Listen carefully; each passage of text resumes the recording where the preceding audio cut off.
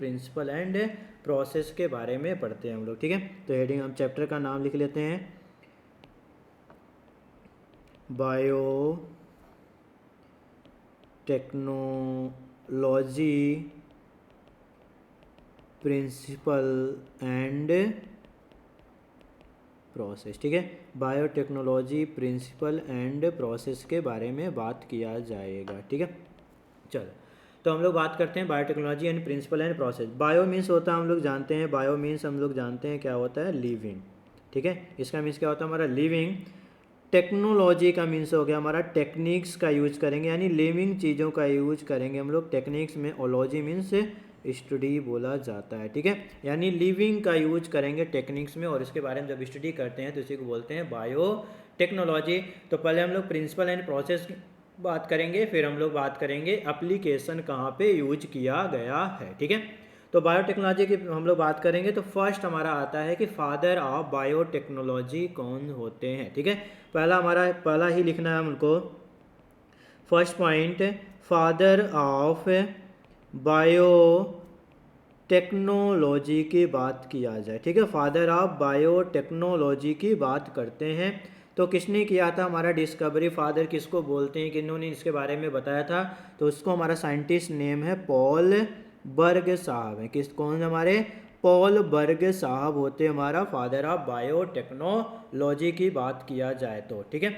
अब आगे बढ़ते हैं हम लोग फादर ऑफ बायोटेक्नोलॉजी के बारे में कि जो बायोटेक्नोलॉजी किसके अंतर्गत हम लोग बात करेंगे। तो यहाँ पे एक एनसीईआरटी में आपको लिखा गया है हमारा, जिसको बोलते हैं हम लोग यूरोपियन, ठीक है, EFB नाम लिखा गया, European federation of bio technology, ठीक है। इसके अंतर्गत हम लोग बायोटेक्नोलॉजी की बात करेंगे, जिसे बोलते हैं EFB, ठीक है, यूरोपियन फेडरेशन ऑफ बायोटेक्नोलॉजी। अब नाम ही है बायोटेक्नोलॉजी, इसमें बात के लिए लिविंग टेक्निक का यूज कर, लिविंग्स में हम लोग लिविंग चीज़ों को यूज करेंगे और इसके बारे में स्टडी करेंगे कैसे कैसे चीज़ें हम लोगों ने यहाँ पे मेड किया। यानी बायोटेक्नोलॉजी आजकल बहुत ज़्यादा सक्सेस है मेडिकल साइंस में, ठीक है।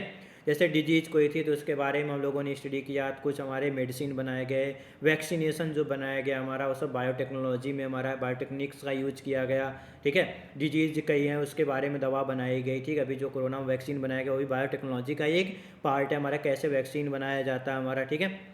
तो इस तरह करके पहले क्या होता था, जैसे मान लो बायोटेक्नोलॉजी पहले क्या करता था, हम लोग होल ऑर्गेनिज्म, उतनी टेक्निक्स हमारे पास नहीं थे तो हमको होल ऑर्गेनिज्म का यूज करना पड़ता था, ठीक है। आज क्या है कि बॉडी का कोई भी एक पार्ट मिल जाए हम लोग उससे हम कोई बहुत चीज़ें बनाने में सक्षम है, ठीक है, माहिर है, हमारी इंडिया आज माहिर है, ठीक है। जिससे हम लोग बायोटेक्नोलॉजी, ठीक है, और बायोटेक्नोलॉजी बहुत ज़्यादा साइंस हमारा आगे बढ़ चुका है, ठीक है। तो हम जब बात करेंगे बायोटेक्नोलॉजी की, ठीक है, तो यहाँ पे हमको मेनली 3 फील्ड्स में बात करनी है बायोटेक्नोलॉजी की। तो कौन कौन से, हमारा पहला बात करेंगे एग्रीकल्चर के बारे में, ठीक है। फर्स्ट हमारा एग्रीकल्चर, दूसरा हम लोग पढ़ेंगे मेडिसिन के बारे में बायोटेक्नोलॉजी का यूज, और थर्ड पढ़ेंगे हम लोग मॉलिक्यूलर डायग्नोसिस के बारे में, ठीक है, मॉलिक्यूलर डायग्नोस के बारे में। ये 3 हमको पढ़ना है पूरे चैप्टर्स में, एग्रीकल्चर के बारे में, मेडिसिन के बारे में एंड मॉलिक्यूलर डायग्नोस के बारे में पढ़ना है कि बायोटेक्नोलॉजी एग्रीकल्चर में कैसे हम लोग यूज किया गया, प्रिंसिपल एंड प्रोसेस, मेडिसिन के बारे में एंड मॉलिक्यूलर डायग्नोस के बारे में, ठीक है। तो यहाँ पे कुछ टर्म्स आते हैं जैसे हम लोगों को दिया गया है, ठीक है, आपको पूछा था जनरल हमारा, ठीक है, उससे हम लोग को प्रिंसिपल एंड प्रोसेस में दिया गया, बट हम लोग यहीं पर थोड़ा सा लिख लेते हैं। जैसे हमारा फर्स्ट है, बात करें ग्रीन बायोटेक्नोलॉजी किसे बोला जाता है, ठीक है, ग्रीन बायोटेक्नोलॉजी की बात करते हैं तो किसे बोला जाता है, तो हमारा ये ग्रीन बायोटेक्नोलॉजी रिलेटेड है हमारा, ठीक है, रिलेटेड टू एग्रीकल्चर, किससे रिलेटेड हमारा, एग्रीकल्चर से रिलेटेड है। ग्रीन बायोटेक्नोलॉजी किससे रिलेटेड हमारा, एग्रीकल्चर से। सेकंड बात करें रेड बायोटेक्नोलॉजी, किसकी बात करेंगे हम लोग, रेड बायोटेक्नोलॉजी की बात किया जाए कि रेड बायोटेक्नोलॉजी किससे यूज किया गया, तो red biotechnology related to medicine, किससे हमारा है, मेडिसिन से रिलेटेड होता है। रेड बायोटेक्नोलॉजी किससे रिलेटेड हमारा, मेडिसिन से रिलेटेड होता है, ठीक है। थर्ड की बात करें किसके, वाइट एंड दिया जाता है आपको ग्रे बायोटेक्नोलॉजी, ठीक है। किसकी बात करें, हमारा वाइट एंड ग्रे बायोटेक्नोलॉजी किससे रिलेटेड होता है, तो रिलेटेड टू मैरीन फिशेस की बात करें या तो मैरीन इको सिस्टम, ठीक है। मैरीन इको सिस्टम, सॉरी, ठीक है, ये हमारा वाइट वाला है ना, ठीक है। तो वाइट की बात करें रिलेटेड टू इंडस्ट्रियल, ठीक है, रिलेटेड टू इंडस्ट्रियल या फिर बोल सकते हैं हम लोग मिल्क, ठीक है। White and grey bio technology. Next बात करते हैं हम लोग, ठीक है, कि फोर्थ की बात करते हैं ब्लू बायोटेक्नोलॉजी किससे रिलेटेड है, हमारा blue biotechnology related to marine eco system, किससे रिलेटेड हमारा, मैरीन इको सिस्टम से रिलेटेड हमारा ब्लू बायोटेक्नोलॉजी, ठीक है। नेक्स्ट हमारा फिफ्थ की बात करें तो दिया रहता है येलो बायोटेक्नोलॉजी, ठीक है। किसकी बात करें हम लोग, येलो बायोटेक्नोलॉजी किससे रिलेटेड है, तो रिलेटेड टू ऑयल्स, किससे रिलेटेड होता है हमारा, ऑयल से रिलेटेड होता है हमारा येलो बायोटेक्नोलॉजी की बात किया जाए तो, ठीक है। तो ये हो गया हमारा बायोटेक्नोलॉजी के बारे में कि हमारे कुछ ब्रांचेज हैं, जैसे ग्रीन था तो एग्रीकल्चर से, रेड है मेडिसिन से, वाइट एंड ग्रे की बात करें तो इंडस्ट्रीज एंड मिल्क से, ब्लू की बात करें तो मैरीन इकोसिस्टम, और येलो की बात करें तो ऑयल से रिलेटेड होता है, ठीक है। चलो, ये बायोटेक्नोलॉजी का थोड़ा सा यहाँ से क्वेश्चन आपको डायरेक्ट पूछे जा सकते हैं कि कौन सा ब्रांच किससे रिलेटेड होता है, ठीक है। अब हम लोग मेन पढ़ेंगे बायोटेक्नोलॉजी प्रिंसिपल एंड प्रोसेस। तो यहाँ पे फर्स्ट हेडिंग डाल लेते हैं कि टाइप ऑफ बायोटेक्नोलॉजी या फिर बायोटेक ऐसे लिख लेते हैं, ठीक है, कि टाइप ऑफ बायोटेक्नोलॉजी कितने टाइप के होते हैं। तो आपको एनसीईआरटी में दिया गया है कि जो बायोटेक है वो 2 टाइप का था। फर्स्ट जो था जिसको बोलते हैं हम लोग ओल्ड या फिर ट्रेडिशनल बायोटेक, ठीक है। जब उस समय, ठीक है, उस समय की बात की जा रही है जब हमारे पास इतने इंस्ट्रूमेंट नहीं थे, ठीक है, इतने हमारे एक्सपेरिमेंट नहीं थे, इतने हम लोग सक्षम नहीं थे, ठीक है। तो उस समय हमारा ओल्ड बायोटेक्नोलॉजी का यूज किया जाता था। सेकेंड है जिसको बोलते हैं मॉडर्न बायोटेक्नोलॉजी। आज इस समय की बात करें तो हमारे पास टेक्नोलॉजी इतनी ज़्यादा है कि, ठीक है, कि हम लोग किसी भी चीज़ का यूज किया जा सकता है, छोटे लार्ज स्केल पे, स्मॉल स्केल पे, हर तरीके से, ठीक है। तो ओल्ड ट्रेडिशनल या बायोटेक्नोलॉजी की बात कर रहे हैं हम लोग, ठीक है। तो इसमें क्या होता है हमारा ओल्ड या ट्रेडिशनल बायोटेक की बात कर रहे हैं तो इसमें जो था हमारा होल ऑर्गेनिज्म, ठीक है, जितने ऑर्गेनिज्म, ठीक है, जो ऑर्गेनिज्म था होल पार्ट यूज किया जाता था, ठीक है, होल पार्ट यूज करते हैं, होल लिविंग ऑर्गेनिज्म, ठीक है। यानी यदि किसी, जैसे मान लो कि, ठीक है, ये कोई एनिमल्स है, ठीक है, जैसे माइस की बात करें, ठीक है, यदि ओल्ड बायोटेक्नोलॉजी था तो उस माइस को यदि हम कोई एक्सपेरिमेंट करना था उस माइस को पूरा लेना पड़ता था, ठीक है, उसका पूरी बॉडी को यूज करना पड़ता था, यानी पूरा, ठीक है। लेकिन मॉडर्न टेक्नोलॉजी में यदि उसका कोई भी एक पार्ट, टिश्यू मिल जाए, डीएनए मिल जाए, इस तरह कोई पार्ट मिल जाए तो इस पर हम लोग एक्सपेरिमेंट कर सकते हैं और चीज़ों को बना सकते हैं और बता भी सकते हैं कि हाँ इसमें ये डायग्नोस है, ये डिजीज है, ये सब सारे चीज़ है। बट ओल्ड वाले में ऐसा नहीं था, उसमें क्या था, होल लिविंग ऑर्गेनिज्म यूज्ड किया जाता था, ठीक है, तो उसे बोलते थे ओल्ड, ठीक है, लेकिन टेक्निक यूज नहीं था ज़्यादा। तो अब पूछा जाता है एग्जाम्पल बताइए आप, ठीक है, ओल्ड टेक्नोलॉजी। जैसे बात करते हैं हम लोग उस समय कर्ड मेकिंग, ठीक है, कर्ड मेकिंग हमारा ओल्ड है। सेकेंड हमारा ब्रेड मेकिंग, ये सब जो टेक्नोलॉजी हैं ओल्ड टेक्नोलॉजी हैं। फिर बेवरेजेज जितने भी हैं ये सब किससे, हमारे ओल्ड टेक्नोलॉजी। उस समय क्या करते हैं तो होल ऑर्गेनिज्म का यूज करते हैं, जैसे कर्ड मेकिंग में पूरा ऑर्गेनिज्म का यूज करते हैं। आजकल कर्ड हम लोग कई तरीके से बनाया जा सकता है, ठीक है। अब मॉडर्न की बात करें बेटा तो मॉडर्न में क्या हमारा किसी भी कोई भी एक पार्ट, बॉडी का कोई एक पार्ट, या तो सेल ले लें या फिर टिश्यू ले लें या फिर लिविंग ऑर्गन, लेकिन लिविंग होना चाहिए मेनली, ठीक है। तो क्या ले लिए, सेल या फिर पार्ट देयर ऑफ, कौन सा, देयर ऑफ, या फिर मॉलिक्यूल्स ले लिए, मॉलिक्यूल्स ऑफ लिविंग ऑर्गेनिज्म, ठीक है, कोई भी एक पार्ट ले लिए बॉडी का, ठीक है, तो उससे हम लोग क्या कर सकते हैं, मॉडर्न टेक्नोलॉजी। जैसे हम बात करें एग्जाम्पल की बात किया जाए बेटा, तो एग्जाम्पल में कौन सा था हमारा, वैक्सीन्स, ठीक है, कौन सा आ गया हमारा, वैक्सीन आ गया। नेक्स्ट हमारा एंटीबायोटिक्स बनाया गया, ठीक है, ये सब हमारे। क्लोन बनाया गया, जानते होगे क्लोन, क्रिस में देखे होगे, विवेक ओबराय क्या करता है, क्लोन बनाता है हमारा, ठीक है, तो उसमें क्लोन कोई भी बॉडी का एक पार्ट, होल ऑर्गेनिज्म का यूज नहीं करना है, छोटा सा पार्ट ले लिया, उससे हम लोग क्लोनिंग तैयार कर सकते हैं, ठीक है। नेक्स्ट हमारा ट्रांसजेनिक ऑर्गेनिज्म बनाया गया, हमारा ट्रांसजेनिक ऑर्गेनिज्म हम लोग पूरा डिटेल में पढ़ेंगे क्या होता है ट्रांसजेनिक ऑर्गेनिज्म। नेक्स्ट हमारा test tube baby, test tube baby and PCR, polymerase chain reaction. Test tube baby हमारा कौन सा, मॉडर्न टेक्नोलॉजी है, कुछ ही साल पहले ही आया टेस्ट ट्यूब बेबी, बहुत ज़्यादा एक्सपेरिमेंट किया था, साइंटिस्ट बहुत ज़्यादा परेशान हुए, जो भी एक्सपेरिमेंट कर रहे थे फेल हो गया, कई एक्सपेरिमेंट के बाद हमारा टेस्ट ट्यूब बेबी जो हो गया हमारा सक्सेस हुआ था। ये आउटसाइड लैब में बनाया जाता है, हमारा जो बॉडी ऑर्गेनिज्म, बॉडी का फॉर्मेशन कहाँ करते हैं, आउटसाइड किया जाता है बॉडी के, ठीक है। तो ये हमारे ओल्ड एंड मॉडर्न में डिफरेंस हो गया, टेक्नोलॉजी, बायोटेक्नोलॉजी, ठीक है। अब बात किया जाए, हमारा फादर कौन से थे, पॉल बर्ग साहब थे, ठीक है।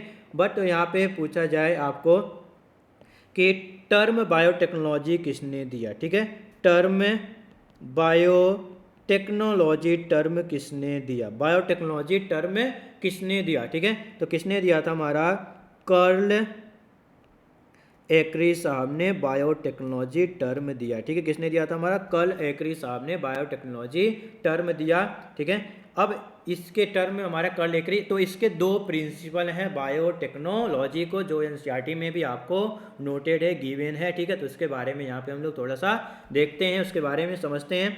तो हेडिंग डाल लेते हैं क्या, प्रिंसिपल ऑफ बायोटेक्नोलॉजी, ठीक है, प्रिंसिपल ऑफ बायोटेक्नोलॉजी, ठीक है, प्रिंसिपल ऑफ बायोटेक्नोलॉजी की बात किया जाए तो कितने प्रिंसिपल हमारे, दो प्रिंसिपल हैं, ठीक है, कितने हमारे प्रिंसिपल दिया गया, हमारे 2 प्रिंसिपल होते हैं बायोटेक्नोलॉजी के, ठीक है। फर्स्ट की बात करें, ठीक है, कौन सा हमारा फर्स्ट की बात करें, फर्स्ट प्रिंसिपल क्या है, जिसको बोलते हैं हम लोग जेनेटिक इंजीनियरिंग, ठीक है, क्या है हमारा, जेनेटिक इंजीनियरिंग है हमारा, ठीक है, जेनेटिक इंजीनियरिंग हमारा, ठीक है, या फिर बोलते हैं इसे जीन मैनिपुलेशन बोला जाता है, यानी जेनेटिक यानी जीन का यूज किया गया है, ठीक है, नाम से ही क्या है, जीन का, इंजीनियरिंग मतलब जानते हो वो क्या है, टेक्नोलॉजी का ही एक वर्ड होता है, हम लोग इंजीनियरिंग करते हैं, डॉक्टरिंग करते हैं, तो इंजीनियरिंग हमारा यानी ऐसा टेक्निक यूज करेंगे जिससे क्या करेंगे, जो जेनेटिक मटेरियल है उसकी केमिस्ट्री थोड़ा सा चेंज कर दिया जाए, ठीक है, जेनेटिक मटेरियल यानी डीएनए एंड आरएनए की थोड़ी सी केमिस्ट्री हम क्या कर दें, चेंज कर दें, ठीक है, केमिस्ट्री मतलब डीएनए और आरएनए की जो केमिस्ट्री है, ठीक है, ऐसा नहीं कि physics chemistry bio chemistry change कर दिया सब्जेक्ट्स में, ठीक है, केमिस्ट्री हम डीएनए की जो केमिस्ट्री थी, यानी मान लेते हैं कि जैसे वैलिन, हिस्टामिन ये सब थी, उसमें से उसका थोड़ा सा नेचर हम लोग थोड़ा सा चेंज कर दें और होस्ट में डाल दें, जिसके कारण उसका फिनोटिपिक कैरेक्टर थोड़ा सा चेंज हो जाए, ठीक है, change of phenotypic characters of host cell, ठीक है, तो इसी को बोलते हैं जेनेटिक इंजीनियरिंग बोला गया है, ठीक है। तो लिख लेते हैं क्या करना है हमको, टेक्निक्स टू अल्टर, या फिर लिख सकते हैं हमारा चेंज द केमिस्ट्री ऑफ, किसका करेंगे हम लोग, जेनेटिक मटेरियल्स, जैसे बात करें हमारा डीएनए वर्सेज आरएनए, तो हम लोग पढ़े थे डीएनए आरएनए, ठीक है, डीएनए या आरएनए का जेनेटिक मटेरियल क्या कर रहे हैं, चेंज कर दें, चेंज करने के बाद टू इंट्रोड्यूस, कहाँ पे करना है, इंट्रोड्यूस इनटू, कहाँ पे, होस्ट सेल, होस्ट सेल में इंट्रोड्यूस कर दिए, ठीक है, होस्ट सेल में डाल दिए, हम चेंज क्यों किया, अपने पास रखने के लिए तो किए नहीं, चेंज करके हम क्या करेंगे, होस्ट सेल में इंट्रोड्यूस कराएंगे, एंड जैसे होस्ट सेल में इंट्रोड्यूस कराए, केमिस्ट्री यदि चेंज किए डीएनए का, तो होस्ट सेल में डालेंगे, तो हमको पता है कि यदि उसका चेंज हुआ है तो होस्ट सेल का कैरेक्टर कोई ना कोई चेंज होगा। अब कौन सा कैरेक्टर चेंज होता है, हमारा फिनोटिपिक कैरेक्टर। अब ये क्या होता है बेटा, फिनोटिपिक ठीक है, तो पहले लिख लेते हैं फिर बताते हैं। Phenotypic character to introduce into host cell and change the phenotypic characters of host cell. ठीक है, अब आता है ये सर की, ये हमको नहीं पता है फिनोटिपिक क्या होता है। ठीक है, फिनोटिपिक यानी जब हम लोग फिजिकल अपीयरेंस की बात करें, फिजिकल करेक्टर्स की बात करते हैं बेटा। ठीक है, किसकी बात करते हैं? फिजिकल करेक्टर्स की बात करते हैं तो उसे बोलते हैं फिनोटिपिक। जैसे बाहर से देखने पर बोल रहे हैं कि ये आदमी लंबा है, मोटा है, चौड़ा है, गोरा है, काला है। ठीक है, तो ये जो भी करेक्टर हैं इसको बोलते हैं हम लोग फिनोटिपिक करेक्टर्स बोला जाता है। फिजिकल करेक्टर्स जो हमको दिखने को मिलता है तो उसे बोलते हैं फिनोटिपिक करेक्टर। तो पहला हमारा प्रिंसिपल समझ में आ गया, जेनेटिक इंजीनियरिंग। ठीक है, जिसको बोला गया है जेनेटिक इंजीनियरिंग को बोलते हैं हम लोग ऑल्सो नोन एज, इसको बोला गया जीन मैन्युपुलेशन। ठीक है, क्या बोलते हैं हम लोग? जीन मैन्युपुलेशन, या फिर इसे बोला जाता है रिकॉम्बिनेंट डीएनए टेक्नोलॉजी। ठीक है, या फिर बोलते हैं इसे आरडीएनए टेक्नोलॉजी, या फिर बोलते हैं आरडीटी। ठीक है, तो ये भी क्वेश्चन पूछा था। सारा मीन्स एक ही, genetic engineering, gene manipulation, recombinant DNA technology, या फिर आरडीएनए टेक्नोलॉजी, या फिर आरडीटी। ठीक है, सब एक ही नाम है हमारा, यानी हम लोग डीएनए में कुछ चेंज कर रहे हैं जिसके कारण फिनोटिपिक करेक्टर चेंज हो जा रहा है होस्ट सेल का, उसी को बोलते हैं हम लोग जेनेटिक इंजीनियरिंग बोला जाता है। ठीक है, चलो अब दूसरा प्रिंसिपल, सेकंड प्रिंसिपल की बात करें। सेकंड प्रिंसिपल क्या था? तो सेकंड हमारा था कि जब हम लोग ये सब चेंज कर रहे हैं तो हमको ध्यान क्या देना है कि मेंटेनेंस ऑफ स्टेराइल कंडीशन। ठीक है, मेंटेनेंस ऑफ स्टेराइल कंडीशन होना चाहिए, या फिर हम लोग कॉमन में बोल सकते हैं सिंपल फॉर्म में माइक्रोब्स फ्री कंडीशन। ठीक है, माइक्रोब्स फ्री कंडीशन रखना है। ठीक है, यानी जो हम लोग चेंज कर रहे हैं बायोटेक्नोलॉजी का यूज का, जो भी हम लोग चेंजेज कर रहे हैं वो हमारा डिजायर्ड होना चाहिए, यानी हमारा डीएनए जो होना चाहिए, जो चेंज किए हमारे यूजफुल होना चाहिए हमारे लिए। डिजायर्ड मतलब हमारे लिए यूजफुल, हमारी काम लायक होना चाहिए। दूसरा माइक्रो फ्री होना चाहिए, ऐसा नहीं चेंज किए डिजीज हो गया। ठीक है, यानी माइक्रोब्स था उस पर हमको डिजीज हो गया। ठीक है, तो ये हमको ध्यान देना पड़ेगा कि जो हम लोग चेंज किए हैं, ठीक है, जब ग्रो कराए हैं तो डिजायर्ड मटेरियल हमको, क्या इसको डिजायर्ड को हिंदी में बोलते हैं वांछित। वांछित मतलब हमारे पास ऐसा मटेरियल जो अच्छा हो, हमारे लिए यूजफुल हो। ठीक है, उस मटेरियल का ग्रो कराएंगे। ठीक है, चलो तो लिख लेते हैं इसमें हमारा। ठीक है, क्या कर सकते हैं हम लोग? To grow only the desired microbes या फिर यूकैरियोट सेल। ठीक है, यूकैरियोट सेल। अब इसको क्या करना है हम लोग? ठीक है, यदि डिजायर्ड है, हमारे लिए यूजफुल है हमारे लिए, ठीक है, माइक्रो फ्री है, तो इसको क्या करना है हमको?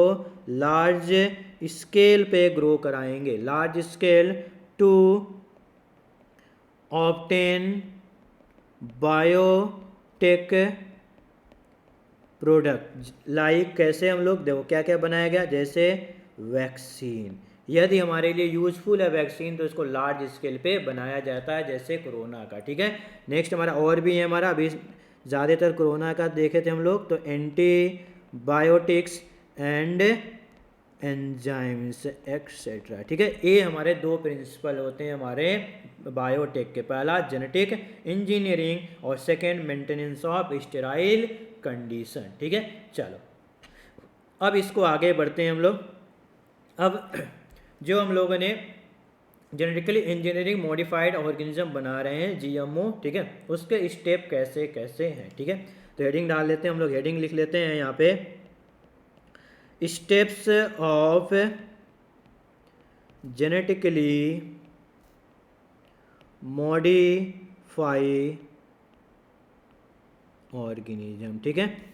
Steps of genetically modified organism की बात करें, कैसे कैसे हम लोग जो बना रहे हैं, जो बायोटेक की बात करें, क्या क्या स्टेप्स होंगे जिससे हम लोग एक मॉडिफाइड ऑर्गेनिज्म बनाया जाएगा, किसका हेल्प करके, बायोटेक का यूज करके। तो क्या क्या स्टेप हैं जिससे हम लोग जेनेटिकली मॉडिफाइड ऑर्गेनिज्म बना सकते हैं। तो जो फर्स्ट स्टेप है हमारा, बात करते हैं, ठीक है, आइडेंटिफाई द डिजायर्ड डीएनए, ठीक है। हमको पहले आइडेंटिफाई करना पड़ेगा कि कौन सा डीएनए हमारे, हम जो उसको इंट्रोड्यूस करें, किसमें, होस्ट सेल में हम लोग क्या करें, डीएनए को डाल रहे हैं किसी भी टेक्निक से, कैसे करेंगे उसके बारे में अभी नहीं बात करें, ठीक है। कि हमको पता चल गया कि ये डीएनए हमारे लिए यूजफुल है, यदि इस डीएनए को इस ऑर्गेनिज्म में डाल दें और ग्रो हो जाए अच्छे से, तो हमारा ये ऑर्गेनिज्म यदि उसमें कुछ लॉस हो रहा तो सही हो सकता है, ठीक है। तो इसको कैसे हम लोग ग्रो करेंगे, कैसे इसको करेंगे, तो इसके बारे में तो पहले आइडेंटिफाई करना पड़ेगा कि ये डिजायर्ड जीन है कि नहीं है, ये यूजफुल है कि नहीं है हमारे लिए, ठीक है। तो नेक्स्ट हमारा है, बात करते हैं हमारा कि पहले क्या करना पड़ेगा, आइडेंटिफाई द डिजायर्ड डीएनए या फिर जीन, ठीक है। पहले हमको आइडेंटिफाई करना पड़ेगा, ठीक है। सेकंड की बात करें, ये हमारा आइडेंटिफाई कर लिए डिजायर्ड डीएनए जीएनए के बारे में, डीएनए और जीन के बारे में। सेकंड, अब इस डिजायर्ड डीएनए को हम क्या करेंगे, होस्ट सेल में इंट्रोड्यूस किया जाएगा, ठीक है। कैसे इंट्रोड्यूस किया जाएगा वो आगे अभी पढ़ेंगे। तो हमको पहले आइडेंटिफाई हो गया कि ये डिजायर्ड डीएनए है, जीन है। अब इसको इंट्रोड्यूस कराया जा रहा है, किसमें हम लोग इंट्रोड्यूस करा रहे हैं बेटा, किसमें इंट्रोड्यूस कराएंगे, होस्ट सेल में। अब जब होस्ट सेल में इंट्रोड्यूस किया गया, तो ऐसा नहीं है कि होस्ट सेल में जैसे डिजायर्ड डीएनए गया वो खराब हो जाए या फिर डेथ हो जाए या फिर डिस्ट्रॉय, नहीं, उसको क्या करना है, मेंटेन रखना है होस्ट सेल को। और होस्ट सेल क्या करेगा, उसके रिप्लिकेट करेगा, उसके नंबर को बढ़ाएगा और बढ़ा के फिर क्या करेगा, और आगे ट्रांसफर करेगा प्रोजीनी में, तभी हमारा जेनेटिक मॉडिफिकेशन ऑर्गेनिज्म हमारे यूजफुल होंगे, ठीक है। यदि मान लो हम कोई चीज़ बनाए, ठीक है, अच्छी चीज़ बनाए, ठीक है, हम क्या करेंगे, उसको चाहेंगे कि सब जगह पे सबको मिले वो चीज़ें, ठीक है। हम क्या करेंगे, उसको एक ऐसे आदमी को, एक ऐसा मीडिएटर होगा जो उसको देंगे, जो उसको प्रॉपर तरीके से उसको मार्केट में लॉन्च कर सके। कोई भी आप चीज़, कोई भी चीज़, अच्छी चीज़ बनती है, हम चाहते हैं उसको सबको मिले, जितने भी यहाँ पे हैं, ठीक है, जितने भी ह्यूमंस हैं, सबको वो चीज़ें ऑब्टेन हो। तो इसके लिए हम क्या करें, ऐसा मीडिएटर, ऐसा चैनल या कुछ ऐसा चीज़ें ढूंढते हैं जिससे सबको प्रॉपर वे में मिल जा सके और सबके लिए यूजफुल हो, सबके लिए क्या हो, यूजफुल हो, ठीक है। तो सेम हमारा काम यहाँ पे भी होता है। तो पहला आइडेंटिफाई किए डिजायर्ड डीएनए को, फिर उसको करेंगे introduce the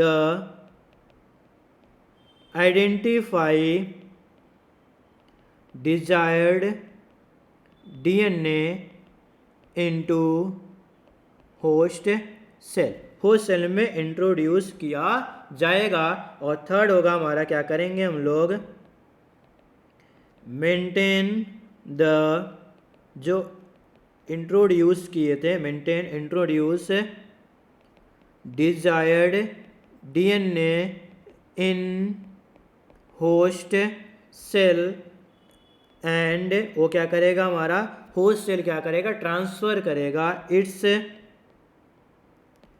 transfer in progeny, ठीक है, प्रोजेनी में क्या करे, वो ट्रांसफर कर सके, तभी हमारा जेनेटिकली मॉडिफाइड ऑर्गेनिज्म बन सकता है, ठीक है। तो ये हमारा स्टेप हो गया जेनेटिकली मॉडिफाइड ऑर्गेनिज्म के बारे में, ठीक है। यहाँ तक समझ में आ गया। अब आगे बढ़ते हैं हम लोग, नेक्स्ट हेडिंग क्या डालते हैं हम लोग, कि जो हमारा ये बनाया गया, ठीक है, जो हम लोग बना रहे हैं, तो अब हम लोग बात करेंगे कि जो rDNA, रिकॉम्बिनेंट डीएनए टेक्नोलॉजी या जीन मैनिपुलेशन या जेनेटिक इंजीनियरिंग कैसे करेंगे, कैसे फर्स्ट एक्सपेरिमेंट किया गया था, उसके बारे में किसने दिया, किस पे एक्सपेरिमेंट किया, उसके बारे में कि RDT होता क्या है, कैसे हम एक डिजायर्ड डीएनए को दूसरे डीएनए पे जोड़ेंगे और होस्ट सेल के अंदर इंट्रोड्यूस करेंगे, उसके बारे में देखना है। तो हेडिंग डाल लेते हैं हम लोग,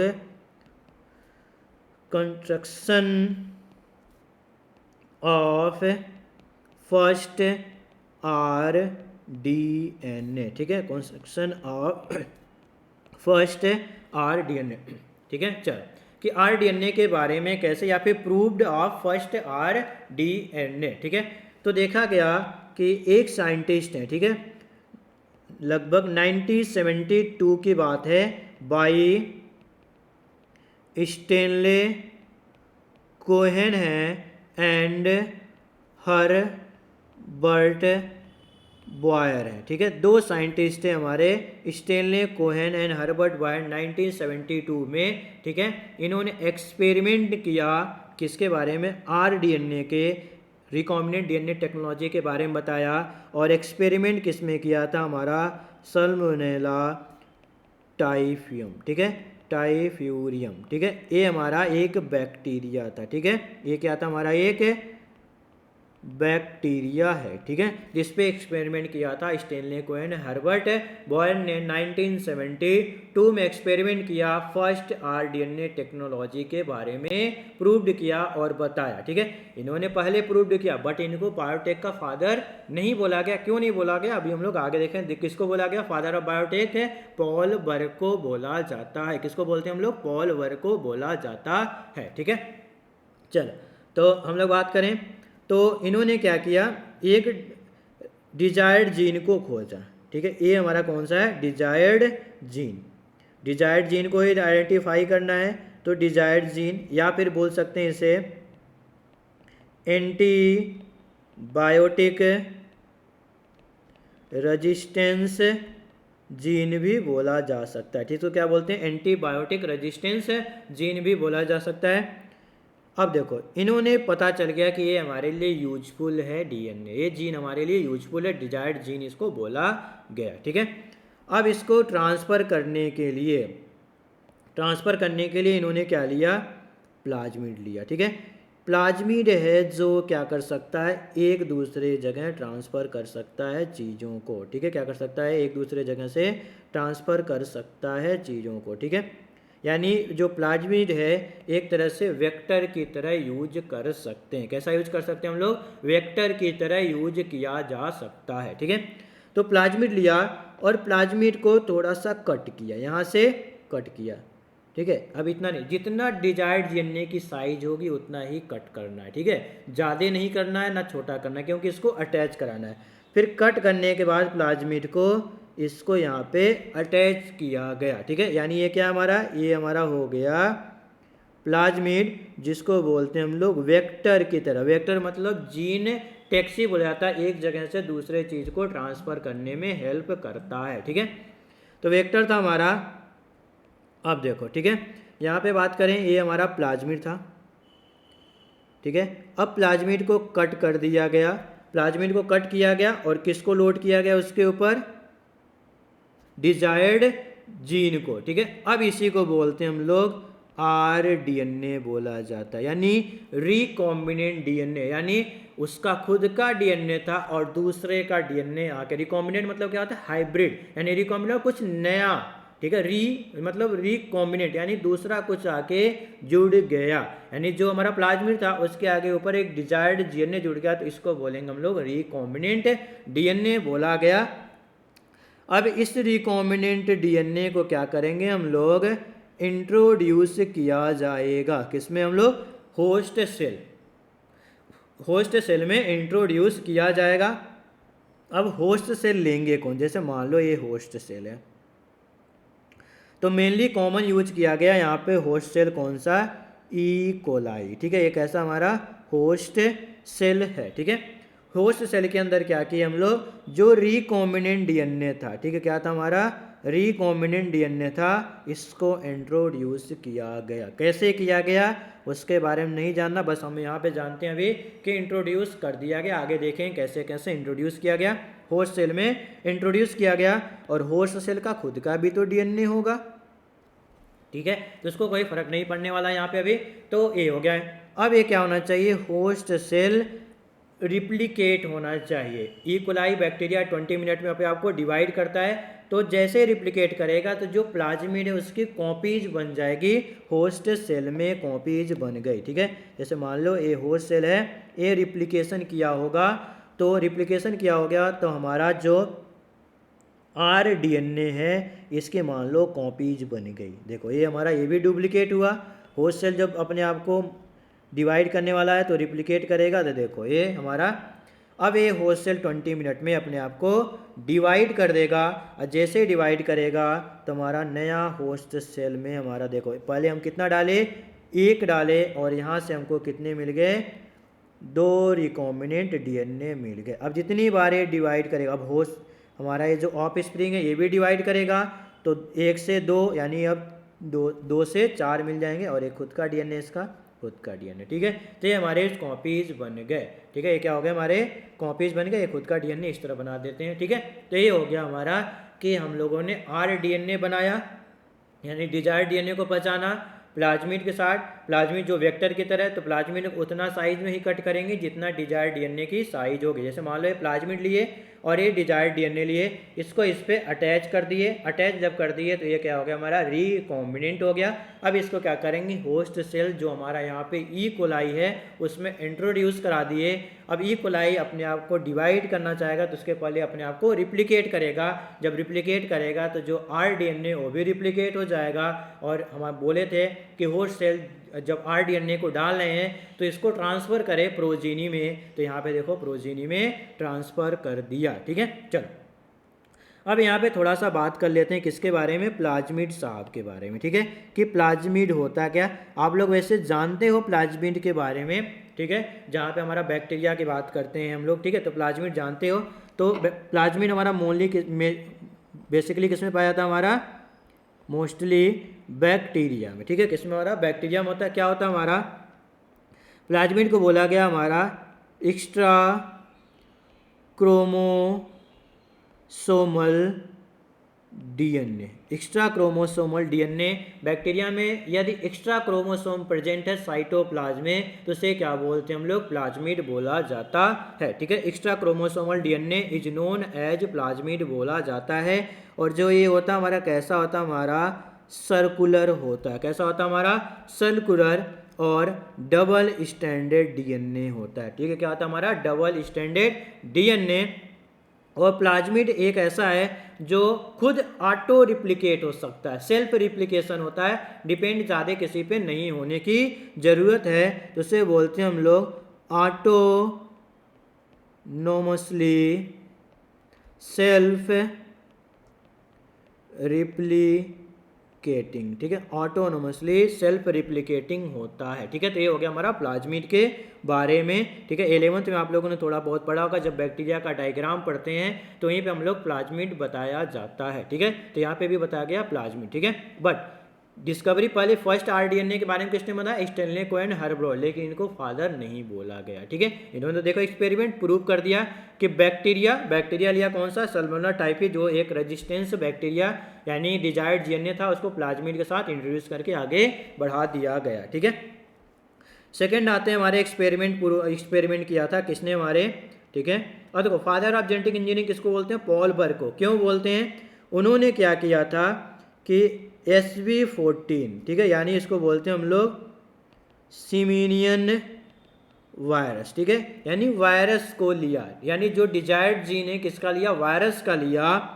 ठीक है, और वेक्टर क्या लिया वहाँ पे, वेक्टर लेम्डा फेज। किसको लिया, हमारा लेम्डा फेज। ठीक है, वेक्टर लेम्डा फेज लिया और इंट्रोड्यूस किया किसमें, ई कोलाई में। ठीक है, जो क्या था हमारा होस्ट सेल, और एक्सपेरिमेंट सक्सेस हो गया। ठीक है, अभी ऊपर क्या था कि बैक्टीरिया का लिया, बैक्टीरिया में ही डाला गया। ठीक है, तो बैक्टीरिया का जानते हैं कि जो नेचर होता है, सर्वाइवल नेचर होता है हमारा, बैक्टीरिया के साथ है तो आसानी से सर्वाइव कर जाएगा। यानी बैक्टीरिया का प्लाज्मिड उसके अंदर डाला गया, डिजायर्ड डीएनए डाला गया बैक्टीरिया में, तो कोई दिक्कत नहीं, क्योंकि वो भी बैक्टीरिया था, वो भी बैक्टीरिया था। ठीक है, नेक्स्ट चैलेंज आता है कि हम दूसरे ऑर्गेनिज्म का डीएनए दूसरे ऑर्गेनिज्म डालें और वो ग्रोथ कर जाए। दूसरा ऑर्गेनिज्म वायरस लिया इन्होंने और किसमें डाला, ई कोलाई, बैक्टीरिया था, होस्ट क्या था, ई कोलाई, और ई कोलाई उसको सर्वाइव कर गया। यानी जो हमको चाहिए था कि ई कोलाई में यदि वायरस को डालें तो क्या ग्रोथ होगा कि नहीं होगा, बट ग्रोथ हो गया। वहाँ पे उसका डिवीजन हुआ,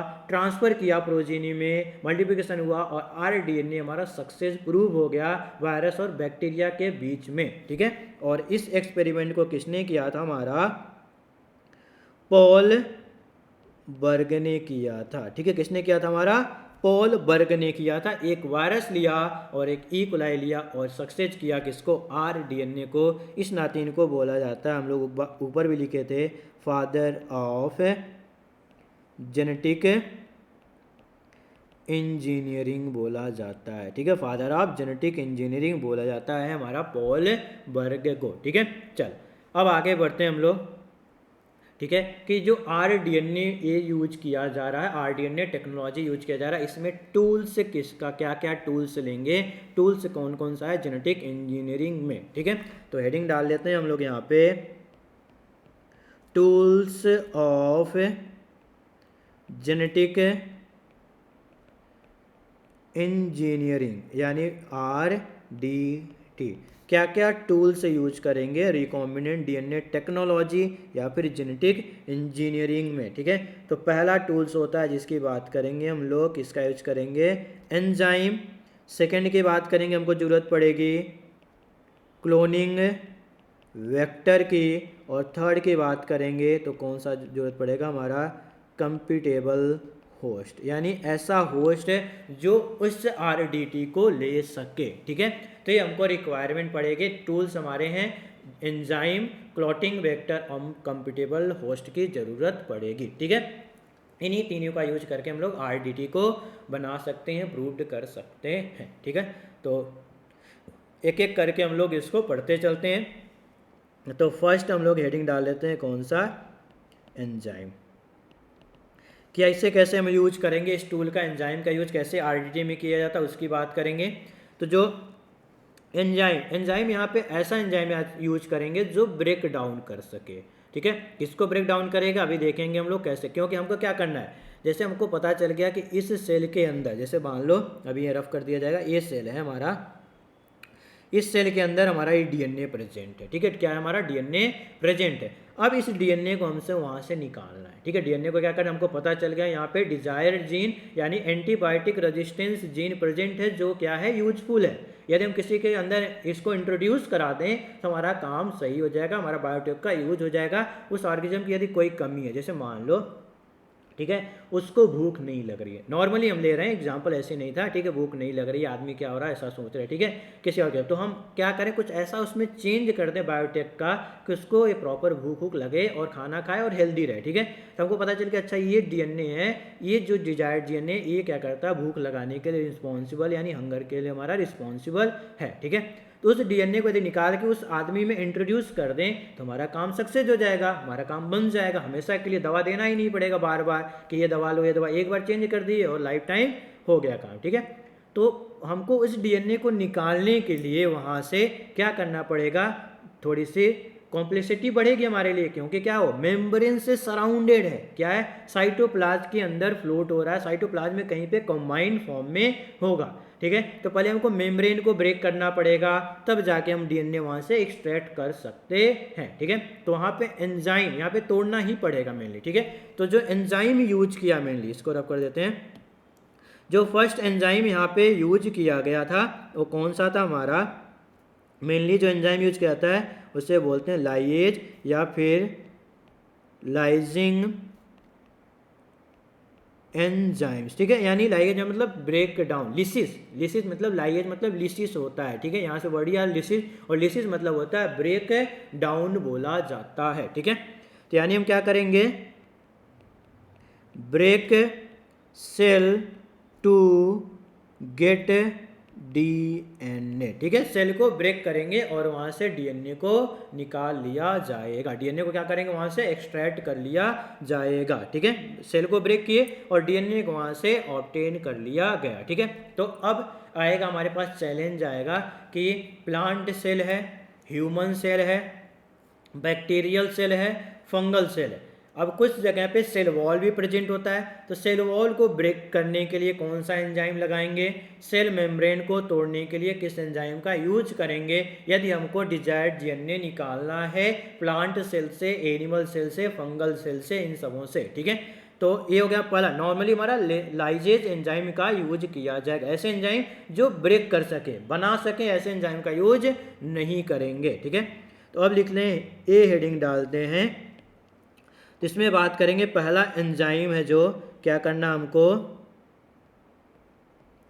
ब्रेक टू सेल वॉल, जिसके जिसके ऊपर सेल वॉल प्रेजेंट है उसको पहले ब्रेक करने के लिए कौन सा एंजाइम का यूज किया जाएगा। ठीक है, ब्रेक टू सेल वॉल। ठीक है, तो यदि हम लोग बात करें प्लांट सेल की बात करेंगे, प्लांट सेल के ऊपर सेल वॉल पाया जाता है। सेकंड बात करेंगे हम लोग फंगल सेल की बात करेंगे, एंड थर्ड की बात करेंगे जिसको बोलते हैं हम लोग बैक्टीरियल सेल बोला जाता है। किसकी बात करेंगे हम लोग, बैक्टीरियल सेल। ठीक है, इसमें सेल वॉल होता है, एनिमल सेल वॉल, एनिमल में तो सेल वॉल होता नहीं है, जो आउटर मेम्ब्रेन होता है किसका होता है, हमारा प्लाज्मा मेम्ब्रेन होता है। ठीक है, तो ये हम लोग बात कर रहे हैं इनके सेल वॉल से, इनमें पता चल गया कि इन तीनों में डिजायर्ड जीएनए है। अब हमको वहां से निकालना है, तो पहले हमको पहला चैलेंज आएगा कि सेल वॉल को ब्रेक करो। ठीक है, तो सेल वॉल को ब्रेक करना है बेटा। ठीक है, तो प्लांट सेल में कौन सा एंजाइम यूज करेंगे जिससे सेल वॉल ब्रेक हो जाएगा।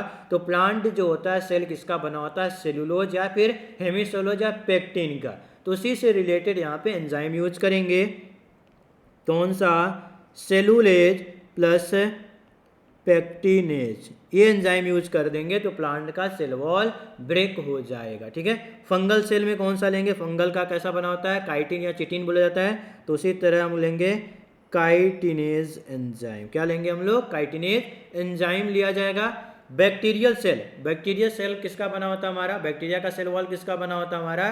ठीक है, आप लोगों को याद होगा पेप्टिडोग्लाइकॉन का बना होता है। बैक्टीरिया का सेल वॉल किसका बना होता है, पेप्टिडोग्लाइकॉन का बना होता है। अब उससे रिलेटेड यहाँ पे एंजाइम नहीं है, यहाँ पे जो एंजाइम यूज करते हैं बैक्टीरियल सेल में उसे बोलते हैं लाइसोजाइम। ठीक है, अब देखो ये तीनों एंजाइम का यूज करके हम लोगों ने सेल वॉल को ब्रेक कर दिया। अब चैलेंज आएगा हमारा कि चलो सेल वॉल को ब्रेक कर दिए, अब उसके बाद जो हमारी मेम्ब्रेन आएगी, ठीक है, जो हमारी चैलेंजिंग आएगी वो होगा हमारा प्लाज्मा मेम्ब्रेन या फिर सेल मेम्ब्रेन, तो उसको ब्रेक करना है। तो नेक्स्ट हेडिंग डाल लेते हैं हम लोग, सेकेंड क्या करना हमको, ब्रेक टू प्लाज्मा मेम्ब्रेन। ठीक है, किसको ब्रेक करना हमको, break to plasma membrane, plasma membrane को ब्रेक करना है। ठीक है, अब प्लाज्मा मेम्ब्रेन में हमारा आएगा एनिमल सेल, एनिमल का प्लाज्मा मेम्ब्रेन होता है, इसको ब्रेक करना है। प्लांट को भी, फंगल सेल और बैक्टीरियल सेल। ठीक है, इन तीनों के सेल वॉल को, चारों के सेल वॉल को, सेल वॉल तोड़ प्लाज्मा मेम्ब्रेन को ब्रेक करना है, तो कौन सा एंजाइम यूज किया जाएगा। ठीक है, तो कौन सा एंजाइम यहाँ पे यूज करते हैं, इसको बोलते हैं, देखो दूसरे पेन से लिख लेते हैं, उसको बोला गया डिटर्जेंट। उसको क्या बोलते हैं हम लोग, डिटर्जेंट्स। ठीक है, यानी डिटर्जेंट का यूज कर दें, डिटर्जेंट का यूज कर दें तो एनिमल हो या प्लांट हो या फिर फंगल हो या तो बैक्टीरियल हो, उसके प्लाज्मा मेम्ब्रेन ब्रेक हो जाएगा। ठीक है, यानी दो चैलेंज हम लोगों ने क्या किया, कंप्लीट कर लिया। दो चैलेंज क्या किया हम लोगों ने, कंप्लीट कर लिया। सेल वॉल को तोड़ लिया और दूसरा किसको तोड़ लिया हम लोगों ने, प्लाज्मा मेम्ब्रेन को ब्रेक कर लिया। यानी अब हम लोगों के दो चैनल्स ओपन हो गए और अंदर हम लोग चले गए। ठीक है, अब जैसे ही अंदर जाएंगे तो वहाँ पे प्रोटीन मिलेगा, कहेगा कि हमको भी तोड़ो, हम जाने नहीं देंगे डीएनए को। फिर आरएनए बोलेगा हम भी हैं, हम भी जाने नहीं देंगे। हमारे पास भी क्या है, टेक्नोलॉजी है कि चलो कोई बात नहीं है, तो हम प्रोटीन को भी तोड़ेंगे और आरएनए को भी तोड़ के डीएनए को ले जाएंगे ही यहाँ से। ठीक है, चलो तो फिर क्या होगा हमारा, नेक्स्ट बात करते हैं हमारा। ठीक है, सी टू ब्रेक प्रोटीन। ठीक है, ब्रेक प्रोटीन यानी प्रोटीन को ब्रेक कर दिया। ठीक है, प्रोटीन बोला कि लो हमको तो तोड़ दिया, अब हम कुछ नहीं कर पाएंगे, अब ये ले जा रहा है। तो यहाँ पे जो प्रोटीन को ब्रेक करेगा वो एंजाइम कौन सा था हमारा, प्रोटीन। इसको भी लालच दे दिए, प्रोटीन टूट गया और भाग गया। ठीक है, अब बचेगा डीएनए। ठीक है, सॉरी आरएनए। डीएनए को तो ले जाना, डीएनए को यहाँ तोड़ना ही नहीं है। ठीक है, तो आरएनए को ले जाना है। तो आरएनए आएगा, बोलेगा हम नहीं जाने देंगे, नहीं जानेंगे, ये बड़े से साथ छोड़ दिए लेकिन हम साथ नहीं छोड़ेंगे, डीएनए को नहीं अंदर से जाने देंगे। तो फिर उसके पास क्या है, जो खरीदारी गया, जो लेने गया डीएनए को, उसके पास सबका सलूशन उसके पास प्रेजेंट है, पहले से पता कर लिया कि किसकी क्या क्या कमजोरी है, ठीक है। तो उसने क्या किया, आरएनए को लालच दे दिया, आरएनए में क्या एंजाइम लगा दिया, आरएनएज एंजाइम लगा दिया, या फिर बोलते हैं राइबो न्यूक्लियस एंजाइम लगा दिया, और आरएनए भी उसका डीएनए का साथ छोड़ दिया, और डीएनए वहाँ से हम लोगों ने निकाल लिया, डिजायर्ड डीएनए हम लोगों ने ऑब्टेन कर लिया, ठीक है। तो ये एंजाइम्स के बारे में हो गया, टूल्स ऑफ जेनेटिक इंजीनियरिंग में एंजाइम्स के बारे में हम लोगों ने देख लिया कि कौन कौन से एंजाइम यूज किया जा रहा है डीएनए को निकालने के लिए, ठीक है। डीएनए को पकड़ लिया और डीएनए को ले जाएगा, ठीक है। अब डीएनए को ले जाने के लिए, ठीक है, तो सेकंड हम लोग यहाँ पे क्या करेंगे, डीएनए को ले जाके उसको हम लोग कट करेंगे, डीएनए को क्या करना पड़ेगा, कट करना पड़ेगा। तो सेकंड हेडिंग डाल देते हैं हम लोग क्लीवेज, ठीक है। सेकंड क्या होगा हमारा, क्लीव्ज करना पड़ेगा, ठीक है। क्लीवेज, क्लीवेज मतलब होता है ब्रेक डाउन करना। किसका यूज करेंगे हम लोग, रिस्ट्रिक्शन एंजाइम का यूज करेंगे, ठीक है। रिस्ट्रिक्शन एंजाइम यानी उसको कट करेगा, ठीक है। अब इसमें से कौन सा मेनली कौन सा होता है, अभी हम लोगों ने पढ़ा रिस्ट्रिक्शन एंडो न्यूक्लियेज, कौन सा लगेगा हमारा, restriction endo nuclease enzyme use किया जाएगा, ठीक है। अब ये जो रिस्ट्रिक्शन है उसको बोला जाता है, ठीक है, उसको क्या बोलते हैं हम लोग, आल्सो नोन एज, ठीक है, ये हमारा सिंबल है आल्सो नोन एज का। इसको बोला गया हम लोगों को मॉलिक्यूलर सीजर, ठीक है, मॉलिक्यूलर सीजर, या फिर बोलते हैं इसे केमिकल नाइफ्स बोलते हैं, या फिर उसको बोलते हैं हम लोग केमिकल स्कैपल्स, ठीक है, यानी मेडिकल भाषा में स्कैपल्स ही बोला जाता है सीजर्स को, ठीक है। जो सीजर्स होता है स्कैपल्स बोला जाता है, ठीक है। मॉलिक्यूलर सीजर या मॉलिक्यूलर नाइफ्स या केमिकल स्कैपल्स बोला जाता है, जो क्या करता है, ऐसा सीजर्स है जो डीएनए को छोटे छोटे पीसेस में ब्रेक डाउन यानी कट करने का काम करता है, ठीक है। ये हो गया। अब इसके बारे में ये बहुत इंपॉर्टेंट चीज़ है हमारा रिस्ट्रिक्शन यानी हमको डीएनए को कट करने वाली भी चीज़ें हैं हमारे पास, ठीक है।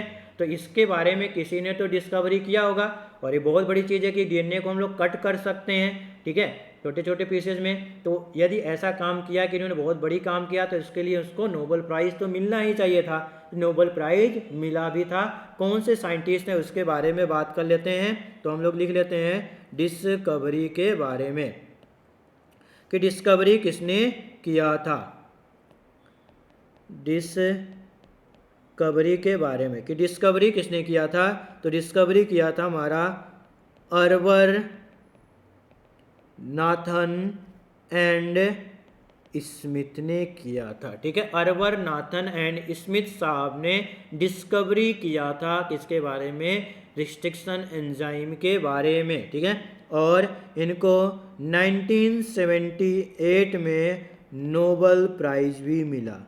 इनको क्या मिला, नोबेल प्राइज़ भी मिला इनको डिस्कवरी के लिए, क्योंकि बहुत बड़ी चीज़ इन्होंने डिस्कवरी की, डीएनए को कट करने के बारे में बताया कि डीएनए को कट करके हम कैसे यूज कर सकते हैं, ठीक है। अब इनको अलग अलग क्लासेस में डिवाइड किया गया। रिस्ट्रिक्शन एंजाइम को बिलोंग्स टू क्लास न्यूक्लियेज, ठीक है, बिलोंग टू क्लास न्यूक्लियेज के बारे में बात करते हैं। तो इनको 3 क्लासेस में डिवाइड किया गया है, ठीक है। जो फर्स्ट है उसको बोलते हैं हम लोग एक्सो न्यूक्लियेज, ठीक है। फर्स्ट कौन सा है, एक्सो न्यूक्लियेज, न्यूक्लियेज के बेसिस पे इसको एक्सो न्यूक्लियेज। दूसरा हमारा एंडो न्यूक्लियेज, और थर्ड है जिसको बोलते हैं रिस्ट्रिक्शन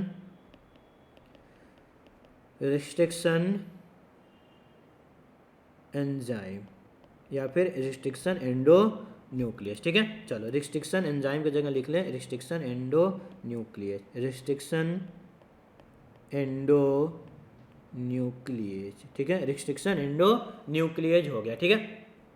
अब देखो आगे लगा रिस्ट्रिक्शन यानी रिस्ट्रिक्स है एंडो न्यूक्लियस, अब देखो एक्सो एंडो इन इसका मतलब होता है कटिंग करना है, न्यूक्लियस मतलब कटिंग करना यहाँ पे है, एक्सो मतलब बाहर, एंडो मतलब अंदर। यानी ये जो पेन है, ठीक है, ये क्या दिख रहा है हमको, पेन दिख रहा है, तो इसको यदि हम बाहर से देखो, जैसे कैप निकाल दी इसका, ठीक है, तो इसको यहाँ से यदि हम लोगों ने कट किया इसको, ठीक है, तो उसे क्या बोलेंगे हम लोग, एक्सो न्यूक्लियस बोला जाएगा, ठीक है। यदि हम इसी को अंदर से कट किए, यानी यहाँ से बीच पोर्शन से इसको काट करके निकाल दें, तो उसे बोलेंगे एंडो न्यूक्लियस। बट ये रिस्ट्रिक्शन नहीं है कि किस साइट पे आके हमको कट करना है, ठीक है, रिस्ट्रिक्शन उसके पास कोई भी नहीं है। एक्सो और एंडो यदि है उसके आगे रिस्ट्रिक्शन नहीं लगा तो कट कर सकता है, बस उसको हमको पता है कि एक्सो बाहर जाके कट करेगा और एंडो मतलब अंदर आके कट करेगा, ठीक है।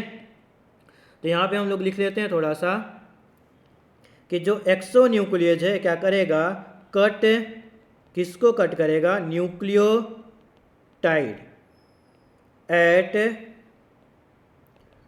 टर्मिनल एंड्स पे। न्यूक्लियोटाइड जानते होगे, न्यूक्लियोटाइड बना होता हमारा pentose sugar, phosphoric acid and nitrogenous base, इन तीनों से मिलकर बना होता है हमारा न्यूक्लियोटाइड। तो जो न्यूक्लियोटाइड बना है, डीएनए का सीक्वेंस है हमारा न्यूक्लियोटाइड, जिसमें एडेनिन, गुआनिन, थाइमिन, साइटोसिन, तो यदि उसको टर्मिनल एंड से कट कर रहे हैं, ठीक है, यानी हम लोग ये डीएनए बना लें इस तरह करके, तो यदि यहाँ से और यहाँ से कट कर रहा है तो उसे बोलेंगे एक्सो न्यूक्लियस एक्टिविटी बोला जाएगा।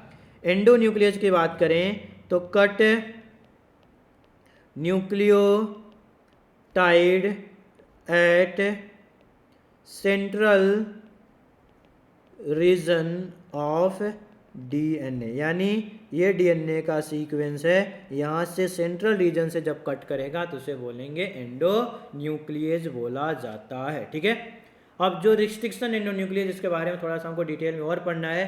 तो जो रिस्ट्रिक्शन एंडो न्यूक्लियस है, ये क्या है, रिस्ट्रिक्ट है कि हमको यही साइट मिलेगा तभी हम कट कर सकते हैं, यानी रिस्ट्रिक्शन है उसको कि ना आप इधर जा सकते हो ना इधर, आपका रिस्ट्रिक्शन है, आपके लिए नियम है कि आप यहीं पे चल सकते हैं, तो उसे बोलते हैं रिस्ट्रिक्शन एंडो न्यूक्लियस। उसके यानी उसको एक नियम है, एक कानून बनाया गया है कि आप इसी चीज़ को कट कर सकते हो, दूसरे चीज़ को नहीं कट कर सकते हो। यदि दूसरे चीज़ को कट कर दिए तो कोई यूजफुल नहीं होगा आपके काम के लिए। जैसे आप लोग नीट की जब तैयारी कर रहे हो बेटा, तो आपके लिए एक, ठीक है, एक हमारा रिस्ट्रिक्ट है कि आप फिजिक्स, केमिस्ट्री, बायो ही पढ़ना है नीट के लिए। अब लगे आप नहीं नीट देना, हमको हिस्ट्री पढ़ रहे हैं, इंग्लिश पढ़ रहे हैं, ठीक है, जियोग्राफी पढ़ रहे हैं, तो फिर नीट नहीं निकलेगा। नीट के लिए रिस्ट्रिक्शन है कि आपको एक बताया गया है कि यही हमारा प्लेटफॉर्म है कि फिजिक्स, केमिस्ट्री, बायो ही पढ़ना है, रिस्ट्रिक्ट हैं आप इस चीज़ के लिए, ठीक है। चलो ठीक है, तो अब यहाँ पे हम लोग बात करेंगे रिस्ट्रिक्शन एंडो न्यूक्लियस के बारे में। तो थोड़ा सा हेडिंग डाल लेते हैं हम लोग, रिस्ट्रिक्शन एंडो न्यूक्लियस, ठीक है, रिस्ट्रिक्शन एंडो न्यूक्लियस के बारे में बात करते हैं, जिसको शॉर्ट फॉर्म में लिखते हैं हम लोग आरई बोला जाता है। क्या बोलते हैं हम लोग, आरई बोला जाता है, ठीक है। चलो अब यहाँ पे बात करते हैं, तो ये प्रेजेंट कहाँ पे होता है, तो इसके बारे में लिख लेते हैं हमारा प्रेजेंट इन प्रोकैरियोट्स, यानी बात करेंगे बैक्टीरिया, ठीक है, नेचुरल डिफेंस मैकेनिज्म, ठीक है, ये प्रेजेंट होता है हमारा प्रोकैरियोटिक सेल में, और इसको प्रोकैरियोटिक में यदि प्रेजेंट होता है तो किस लिए प्रेजेंट होता है, डिफेंस मैकेनिज्म, अपने आप को बचाने का भी काम करता है रिस्ट्रिक्शन एंडो न्यूक्लियस, ठीक है, प्रेजेंट होता है किसमें, प्रोकैरियोटिक में, ठीक है। तो इसकी जो डिस्कवरी की गई थी बेटा, बात करें डिस्कवरी की, तो 1963 में की गई थी, किसमें, ई कोलाई में, has to complete immune system होता है, यानी अपने आप को कैसे बचाने का काम करता है, किसके खिलाफ, हमारा बात करें अगेंस्ट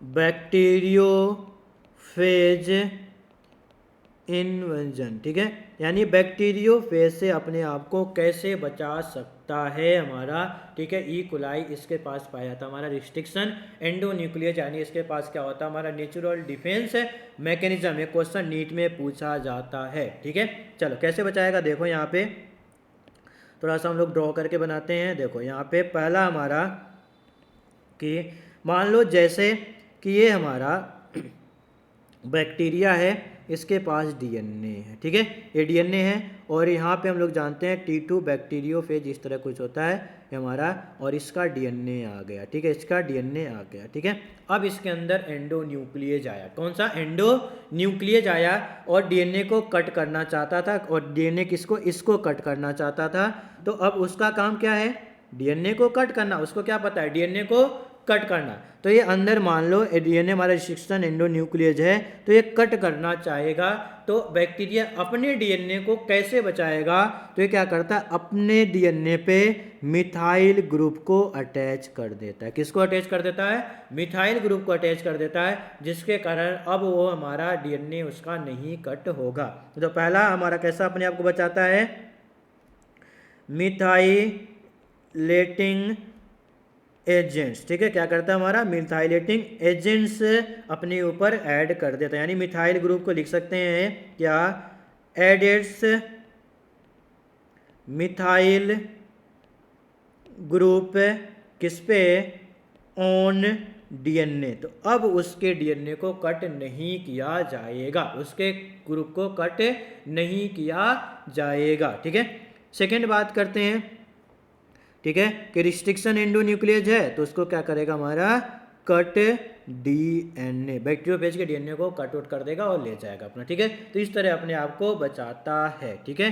तो ये हमारा हो गया। और नेक्स्ट यहाँ पे हमारा है कि रिस्ट्रिक्शन एंडोन्यूक्लियस आइडेंटिफाई करता है एक स्पेसिफिक सीक्वेंस को आइडेंटिफाई करता है जिससे उसको कट किया जाएगा, और इस सीक्वेंस को बोलते हैं क्या, तो हम लोग लिखेंगे अभी, ठीक है, एक मिनट, ठीक है, यहाँ पे लिख लेते हैं हम लोग, ठीक है।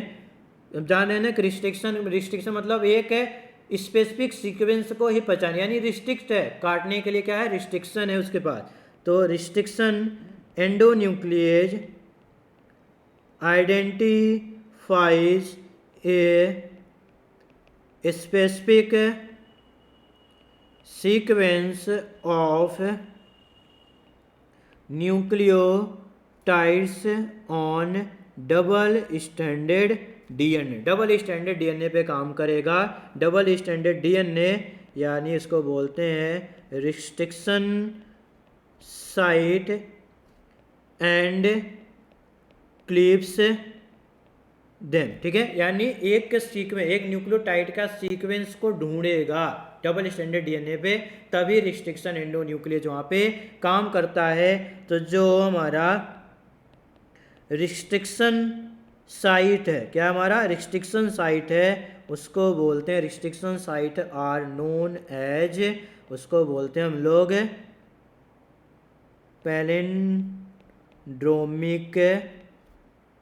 सीक्वेंस या पैलिंड्रोमिक इन नेचर होना चाहिए। यानी पैलिंड्रोमिक क्या होता है, पैलिंड्रोमिक यानी फॉरवर्ड जा रहे हैं या फिर बैकवर्ड रीड कर रहे हैं, तो दोनों क्या होने चाहिए, रीडिंग सेम होना चाहिए। यानी फॉरवर्ड यानी उल्टा सीधा एक समान, नॉर्मली भाषा में बात करें तो उल्टा सीधा एक समान, यानी फॉरवर्ड या बैकवर्ड जा रहे हैं तो रीडिंग क्या होनी चाहिए, सेम होनी चाहिए। जैसे बात करें मैडम, ठीक है, तो इधर से जा रहे हैं तो भी सेम है और इधर से भी पढ़ रहे हैं तो भी हमारा सेम आ रहा है। तो इस तरह का यदि सीक्वेंस मिलेगा न्यूक्लियोटाइड का, तभी रिस्ट्रिक्शन एंडोन्यूक्लियस हमारा वर्क करेगा हमारा किसी भी डबल स्टैंडर्ड डीएनए पे, अन्यथा नहीं करेगा, ठीक है। जैसे मान लो कि ये सीक्वेंस बना दिया गया, देखो जैसे बना लिया GAATTC, अब यहाँ पे CTTAAG, ठीक है, हम जानते थे, पढ़े थे, हम लोगों ने जेनेटिक्स में पढ़ा था, आप लोगों ने पढ़ा होगा जेनेटिक्स में ठीक है, कि एडेनिन हमेशा थायमिन से हमारा होता है, अटैच होता है, और गुआनोसिन हमेशा साइटोसिन से पेयर्ड होता है, यानी प्यूरिन पिरामिडिन से होता है, जिसको बोलते हैं बेस पेयर रूल बोला जाता था, आप लोगों ने जेनेटिक्स में पढ़ा होगा। और ये हमेशा अपोजिट डायरेक्शन में होते हैं, double standard DNA anti parallel होते हैं according to Watson and Crick, ठीक है। ये हमारा सीक्वेंस हो गया, ठीक है। अब देखो इसको हम लोग या तो फॉरवर्ड जा रहे हैं या फिर बैकवर्ड जा रहे हैं, ठीक है। दोनों कंडीशन में हमारा क्या हो रहा है, रीडिंग क्या हो रही है हमारी, सेम हो रही है।